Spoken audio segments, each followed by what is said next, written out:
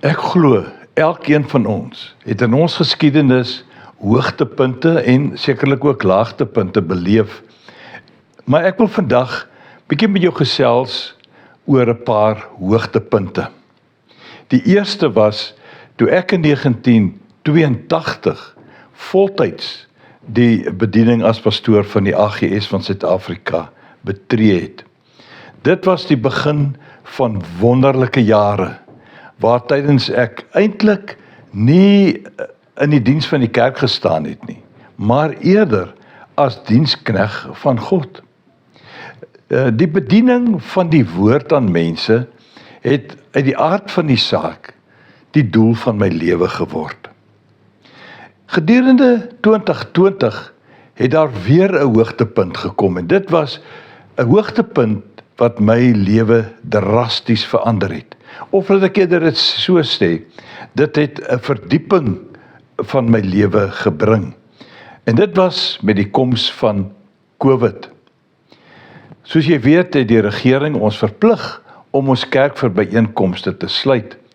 En op die 19de Maart 2020 het ek die eerste WhatsApp boodskap aan die gemeente gestuur en ja, nooit opgehou nie. Vandag stuur ek my 2034ste boodskap aan etlike honderde mense reg oor die wêreld.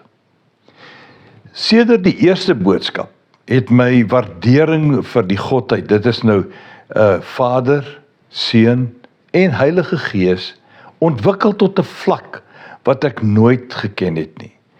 Dit was my voorreg om hierdie waardering met jou te deel op WhatsApp en ook met klankskakels.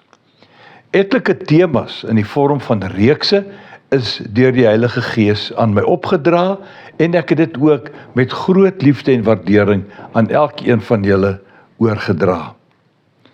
Daar was natuurlik verskeie uitdagings om te hanteer, maar elke boodskap was my voorreg en vreugde.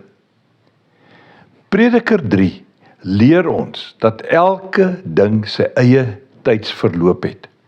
En ek aanvaar dat my tyd om te kom is verby en my tyd om te gaan het gekom.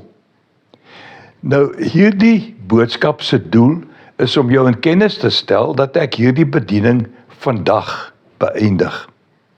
My hartlike dank aan elkeen wat so gereeld gekyk en geluister het. Dankie, en ek bedoel dit, dankie. Dankie vir al die positiewe terugvoer. Dit was dikwels die aansporing wat ek nodig gehad het. Nou, hierdie aankondiging beteken uiteraard nie dat ons paie nou permanent skei nie. Die toekoms is aan ons almal onbekend en jy is welkom om met my kontak te hou deur my webtuiste gunstengenade@gmail.com en ook my e-posadres sjelo777@gmail.com of natuurlik ook my selfoon 082 783 5105. Ten slotte, my gebed vir jou is dat jy elke dag die guns van ons hemelse Vader in jou lewe sal ervaar. En loop mooi.